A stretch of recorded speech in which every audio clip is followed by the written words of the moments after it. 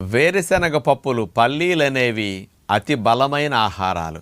100 గ్రాముల వేరుశెనగ పప్పుల్లో మనకి 567 క్యాలరీల శక్తి లభిస్తుంది.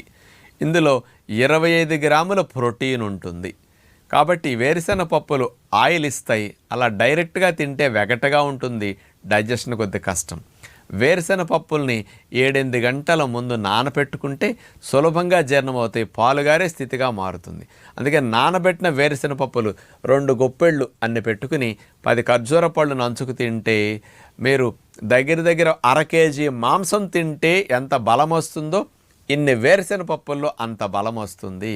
అతి ముఖ్యమైన ఆహారం వేరుశెనగ పప్పులు. నానపెట్టుకు తినండి. ఫ్రెష్గా పచ్చి వేరుశెనగకాయలు మార్కెట్లో దొరికితే వాటినైనా ఒలుసుకుని రోజు అన్ని పప్పులు తినండి. 0 కొలెస్ట్రాల్ వేరుశెనగ పప్పులు బలానికి తప్పనిసరిగా వాడండి.